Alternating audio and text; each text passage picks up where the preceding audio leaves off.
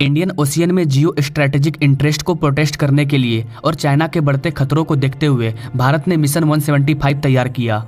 Indian ocean में access gets यानी कि चोक पॉइंट्स ट्रेड्स और नेविगेशन का रोड पिलर का काम करती है और यहाँ पर हमारे इंडियन नेवी का होना बहुत ही जरूरी है। इस वीडियो में हम जानेंगे कि भारत का मिशन 175 क्या है, चाइना से मुकाबला करने के लिए भारत का 2 लाख करोड़ का प्लान क्या है and how will India become the world largest blue water naval force. तो बहुत कुछ जानने को मिलेगा इस वीडियो में, बने रहिए हमारे साथ। नमस्कार दोस्तों, मैं हूं विकास और आप देख रहे हैं ऑल इंडिया अफेयर्स। गाइस, जिस तरह से समुद्र में चाइना भारत को घेर रहा है उसे देखते हुए इंडियन नेवी तेजी से अपनी कॉम्बैक्ट फ्लीट और फायर पावर को आगे बढ़ा रही है। कुछ सालों से चाइना अपने शिप को भारत के चारों ओर खड़ा करने में लगा है और ये भारत के लिए एक खतरा है।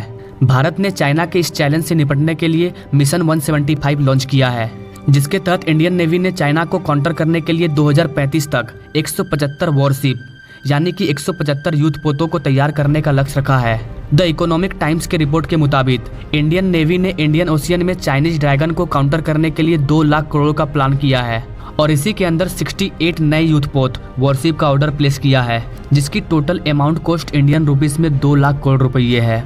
द टाइम्स ऑफ इंडिया के रिपोर्ट के मुताबिक इंडियन नेवी को 143 एयरक्राफ्ट, 130 हेलीकॉप्टर और 132 वॉरशिप खरीदने का परमिशन मिल गया है। इसके अलावा भारत में तैयार होने वाले न्यू जनरेशन के 8 कॉर्वेटर्स यानी कि छोटे वॉरशिप, 9 सबमरीन्स, 5 सर्वे वेसल और 2 मल्टीपर्पज शिप्स के लिए नेसेसरी अप्रूवल दी जा चुकी है। आने वाले 2035 तक भारत के पास 175 यानी कि 175 वॉरशिप फ्लीट तैयार हो जाएगा। बताया जा रहा है कि 2030 तक इंडियन नेवी में 155 से 165 युद्धपोत यानी कि वॉरशिप फ्लीट हो चुका होगा। तो अब तक गाइस आप समझ चुके होंगे कि भारत का मिशन 175 क्या है और इसे 2 लाख करोड़ का प्लान क्यों बताया जा रहा है। अब आगे गाइस, आने वाले टाइम में हमारे इंडियन नेवी के कुछ वॉरशिप को डीकमीशन कर दिया जाएगा। इसके बाद हमारे नेवी को न्यू जनरेशन की इक्विपमेंट की जरूरत होगी और इसीलिए इंडियन नेवी 2030 और 2035 के ड्रीम प्रोजेक्ट पर काम कर रही है। हमारा टारगेट है कि इन वॉरशिप के द्वारा इंडियन ओशियन को और मजबूत किया जाए और अपने स्ट्रेटेजिक एरिया में अपने प्रेजेंस को बरकरार रखा जाए। इंडियन नेवी ने अब तक अपने 3rd एयरक्राफ्ट कैरियर को तैयार करने के लिए इनिशियली अप्रूवल दे दी है। हमारा जो INS विक्रांत है उसे 65,000 टन में कन्वर्ट किया जा रहा है। प्रोजेक्ट 17A में 45,000 करोड़ के बजट से 6,670 टन के 7 स्टेल्थ फ्रिगेट बनाया जा रहा है। इसकी डिलीवरी 2025-26 से स्टार्ट हो जाएगी। 7 फ्रिगेट्स में से 4 का निर्माण माजागॉन डॉक शिप बिल्डर्स कर रहा है और बाकी 3 GRSE यानी कि garden reach ship builder and engineer Kolkata में बनाए जा रहे हैं। 61 शिप जो इंडियन नेवी के द्वारा ऑर्डर किया गया है उसमें से 2 फ्रिगेट्स रसिया में तैयार हो रहा है और बाकी सभी भारत में बनाया जा रहा है, यानी कि 2 को छोड़कर बाकी सभी मेक इन इंडिया होगा।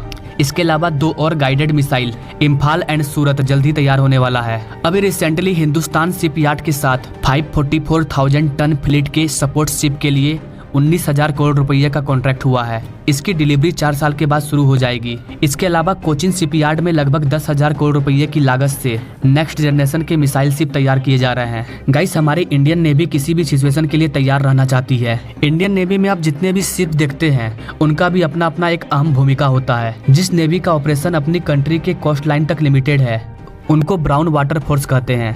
इसके बाद जिस नेवी का ऑपरेशन कोस्ट लाइन के आगे तक का होता है उसे ग्रीन वाटर फोर्स कहते हैं, जबकि ब्लू वाटर फोर्स वो है जो हमारी समुद्री बाउंड्री के अलावा बड़े समुद्री एरिया में खुद को प्रोजेक्ट करने का कैपेसिटी रखती है। कुल मिलाकर देखा जाए तो भारतीय सरकार अपने भारतीय नेवी को हर तरह से तैयार कर रही है। आपके मन में एक सवाल हो सकता है कि हम इतना पैसा अपने नेवी पर क्यों खर्चा कर रहे हैं। इतना पैसा अगर हम देश के विकास में लगाते तो शायद हमारी गरीबी खत्म हो जाती। तो बहुत सारे लोगों के मन में बहुत सारा सवाल है।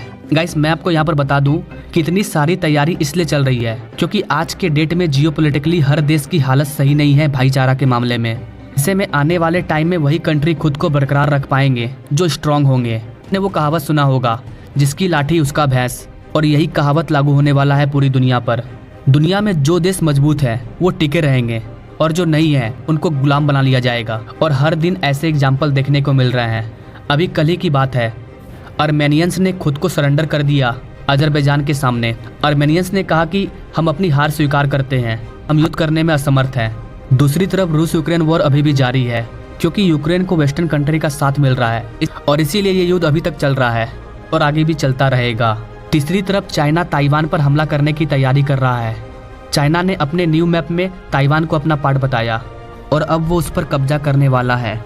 गाइस, आपको पता होगा कि चाइना ने अपने न्यू मैप में भारत के कुछ पार्ट्स को भी अपना पार्ट्स बताया है, यानी कि आने वाले टाइम में वो इन हिस्सों पर भी कब्जा करने के लिए यूज कर सकता है। इसलिए भारत को तैयार रहना होगा, क्योंकि हम एक बार गुलाम हो चुके हैं, अब आगे नहीं। हमें भारत को विकसित कंट्री बनाना है, ताकि कोई भी कंट्री भारत के तरफ आंख उठाकर देखने से पहले 10 बार सोचे। इसलिए भारत इतनी सारी तैयारी कर रहा है और अपने मिलिट्री, अपने नेवी, अपने हर तरह के फोर्स को स्ट्रॉन्ग करने में लगा है। इसके अलावा एक और रीजन है, अब जियोपॉलिटिकली देख सकते हैं कि अभी इंडिया और कनाडा का जो सिचुएशन है वो काफी खराब होते जा रहा है। पता नहीं इसका अंत कहाँ होगा, क्योंकि खालिस्तानी को सपोर्ट मिल रहा है पाकिस्तान से।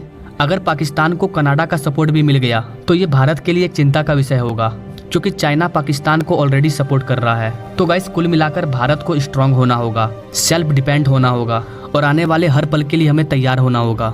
इसलिए भारत अपने Indian navy, air force, military force सभी को स्ट्रांग करने में लगा है। आई होप कि गाइस आप इन सारी चीज़ों को समझ पाए होंगे। अगर इन्फॉर्मेशन अच्छी लगी तो हमारे वीडियो से जरूर जुड़िए, हमारे चैनल से जरूर जुड़िए। मिलते हैं नेक्स्ट वीडियो में एक नई जानकारी के साथ, तब तक के लिए जय हिंद।